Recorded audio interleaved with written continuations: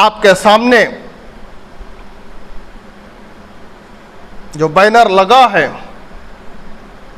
कुरान पाक की आयत जिसको मैंने तिलावत किया, वला तक़ूलु लिमन युक़्तलू फ़ी सबीलिल्लाहि अमवात, जो अल्लाह के रास्ते में शहीद हो जाते हैं, उन्हें मार दिया जाता है, उन्हें मुर्दा मत समझो, उन्हें मुर्दा मत समझो, बल्कि वो जिंदा हैं, तुम्हें उनकी जिंदगी का शऊर नहीं। हदीस में आता है,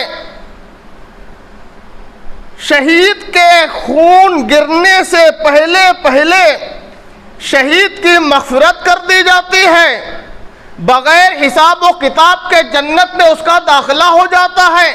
इमाम अबू हनीफा रहमतुल्लाह अलैह फरमाते हैं, शहीद जिन कपड़ों में शहीद हुआ है, उन्हीं कपड़ों के साथ, उन्हीं खून के साथ एक चादर में लपेट के नमाज जनाजा पढ़ के उसकी तदफीन कर दी जाए, गुस्ल की ज़रूरत नहीं है।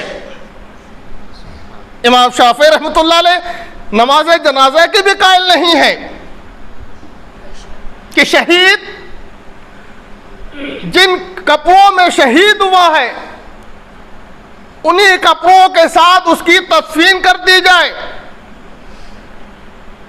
ये मर्तबा है, ये मुकाम है शहदा का। मगर याद रखो, एक मसला और जहन में आ गया, अल्लाह ने डाल दिया। शहीद अगर मकरूज की हालत में शहीद हुआ है, उसके ऊपर कर्जा था, उसको जन्नत के दरवाजे पर रोक लिया जाएगा, मुतालबा किया जाएगा। अल्लाह शोहदा की फजीलत बयान कर रहा है। हजरत मुहम्मदुर रसूलुल्लाह सल्लल्लाहु अलैहि वसल्लम शोहदा की फजीलत बयान कर रहे हैं। मगर शहीद अगर मकरूज के हालत में शहीद हुआ है तो जन्नत के दरवाजे पर उसे रोक लिया जाएगा। हजरत मुहम्मदुर रसूलुल्लाह सल्लल्लाहु अलैहि वसल्लम के ज़माने में मस्जिद नबवी में अगर कोई जनाजा लाया जाता था, मदनी आका पूछते थे, यह किसी का मकरूज तो नहीं?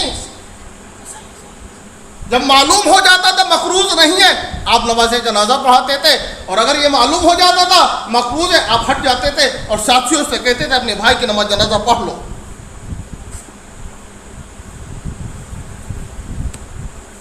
इतना अहम मामला है। आज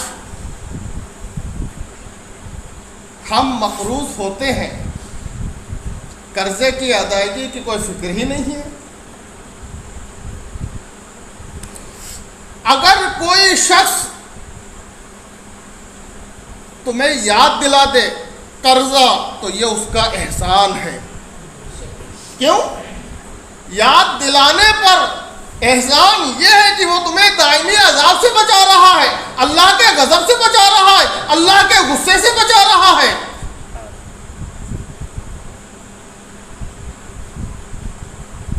मगर आज मामला यह है कि इंसान जब ले लेता है तो अदायगी की फिक्र ही नहीं होती, अदायगी की फिक्र ही नहीं होती है। एक साहब रसूल का जनाजा लाया गया, मदनी आका सल्लल्लाहु अलैहि वसल्लम ने, हज़रत मौलाना यूसुफ साहब ने अपनी किताब अल अहदीसुल मुंतखबा जो अरबी में थी, फिर इसका तर्जुमा हज़रत मौलाना साद कांधलवी रहमतुल्लाह अलैह ने किया है, जिसका नाम मुंतखब अहदीस रखी गई। उसमें भी यह रिवायत मौजूद है। एक सहाबी का जनाजा लाया गया, मदनी आका सल्लल्लाहु अलैहि वसल्लम ने पूछा, भाई ये मकरूज तो नहीं? एक साहब निकल के आ गए, या रसूलल्लाह हमारा मकरूज है। आप हट गए। दूसरे साहबी निकल रहे हैं, या रसूलल्लाह इसके कर्जे के जिम्मे मैं ले रहा हूँ। अल्लाह के रसूल ने कहा, फिर मैं नमाज जनाजा पढ़ा रहा हूँ। तो मैं अर्ज कर रहा था, शहादत एक अजीम नेमत है, शहादत एक अजीम नेमत है, और ये सिलसिला रोज़े अव्वल से चला है। यह सिलसिला रोज़े अव्वल से चला है। सबसे पहली शहीदा, सबसे पहली खातून जिनकी शहादत हो रही है हज़रत सुमैया रज़ी अल्लाह ताला अन्हा है। अबू जहल लईन ने आपके नाजुक मकाम पर, नाजुक जगह पर बर्छा मारा था, जिससे आपकी शहादत हो जाती है। सबसे पहले इस्लाम का शहीद हज़रत ज़ैद बिन अबी हाला है, जो हज़रत खदीजा के पहले शोहर के बेटे हैं। हज़रत खदीजा के साथ ईमान ले आए थे। अपने यानी रसूलुल्लाह सल्लल्लाहु अलैहि वसल्लम के बेटे पहली शहादत खाने काबा मताफ में इनकी हो रही है। लोहे के कुंदे से इनको मारा जा रहा है और सबसे पहली शहादत जो हो रही है हज़रत ज़ैद बिन अबी हाला की हो रही है। शहादतों का एक सिलसिला जारी है। ग़ज़वे बद्र 2 हिजरी 313 सहाबा हज़रत मोहम्मद रसूलुल्लाह सल्लल्लाहु अलैहि वसल्लम के साथ आए हैं। 1000 का लश्कर अबू जहल के साथ मक्के से रवाना होके बद्र के मकाम पर उसने ख़ीमा ज़न कर दिया है। पहली जंग हक और बातिल के दरमियान में, पहली जंग हक और बातिल के दरमियान में अल्लाह के रसूल देख रहे हैं, अंसार सहाबा हैं, मुहाजिर सहाबा हैं। आप उठे एक कोने में चले गए तन्हाई में, अल्लाह से दुआ कर रहे हैं। क्या दुआ कर रहे हैं? अल्लाहुम्मा हाज़िही इसाबा, ए अल्लाह ये मुट्ठी भर जमात जो तेरे रास्ते में निकल कर आ गई है, अगर ये पूरी की पूरी हलाक हो गई, पूरी की पूरी तेरे रास्ते में शहीद हो गई, तो ए अल्लाह क़यामत तक इस रुए ज़मीन पर तेरा नाम लेने वाला कोई नहीं होगा। सैयदना सिद्दीक़ अकबर रज़ी अल्लाह ताला अन्हु जब ये दुआ सुनते हैं चीख निकल जाती है, आपके कमर को पकड़ लेते हैं, या रसूलल्लाह बस कीजिए, बस कीजिए, बस कीजिए। जिब्राइल अलैहिस्सलातु तस्लीम तशरीफ ले आते हैं। अल्लाह ने आपकी दुआ को कबूल कर लिया। अल्लाह आपके साथियों को इस दुश्मनों के सामने रुसवा नहीं होने देगा। याद रखो, सन 2 हिजरी में जो दुआ अल्लाह के रसूल ने मांगी थी, ये खाली सहाबा के लिए दुआ नहीं मांगी थी, क़यामत तक आने वाले तमाम अहले ईमान वालों के लिए दुआ थी।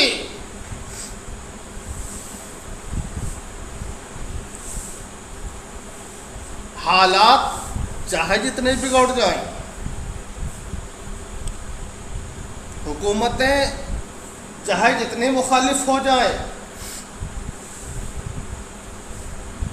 पूरी दुनिया की ताकतें एक मुत्तहिद हो जाए और मुत्तहिद होकर ये फैसला ले ले कि मैं पूरी दुनिया से मुसलमानों को मिटा दूंगा, नामुमकिन, नामुमकिन। क्योंकि मदनी आका हज़रत मोहम्मद रसूलुल्लाह सल्लल्लाहु अलैहि वसल्लम की ये दुआ है जिसको अल्लाह ने कबूल कर लिया है।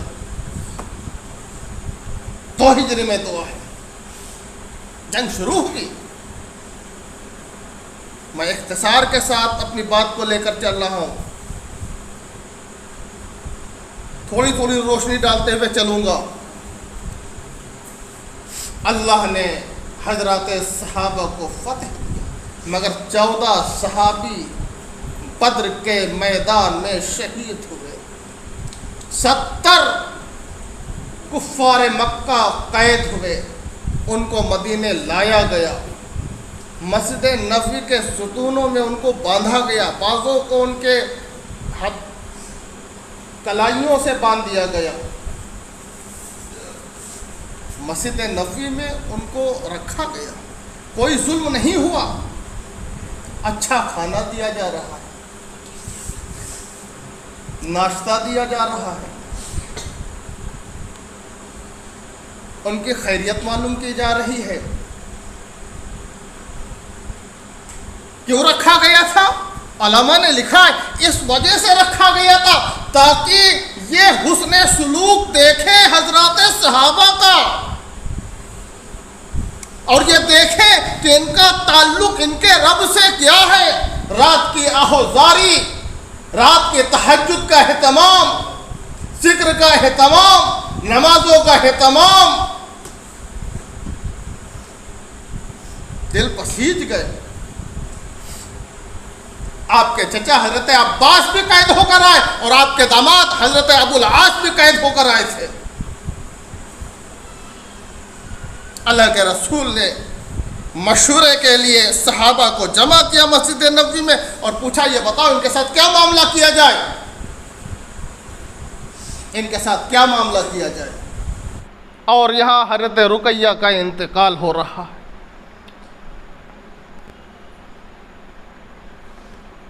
एक तरफ अल्लाह के रसूल को खुशी, दूसरी तरफ गम।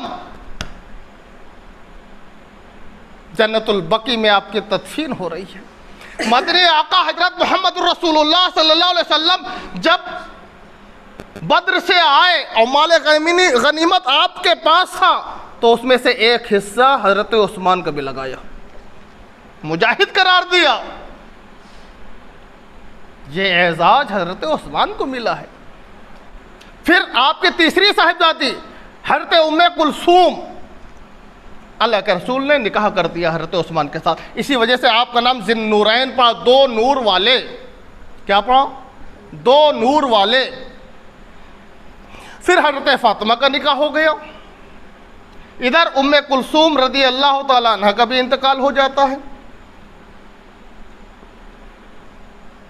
अल्लाह के रसूल भी गमज़दा है, हजरत उस्मान भी गमज़दा है।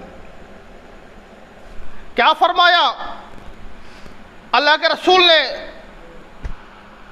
काश सीरत मुस्तफ़ा में हज़रत मौलाना इदरीस कांदहलवी रहमतुल्लाह अलैह ने तीसरी जिल्द उठाकर देख लीजिए क्या लिखा है। एक रिवायत लिखी है कि अगर मेरी 10 बेटियां होती तो मैं यके बाद दीगरे उस्मान के हाथ में देता चला जाता।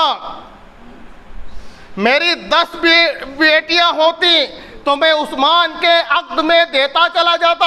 एक रिवायत में 40 की है, एक में 100 की रिवायत है कि अगर मेरी 40 बेटियां होती या मेरी 100 बेटियां होती तो मैं यके बाद दीगरे हजरत उस्मान रज़ी अल्लाह ताला अन्हु के अक़्द में देता चला जाता। क्यों? उस्मान इतना हया वाला है।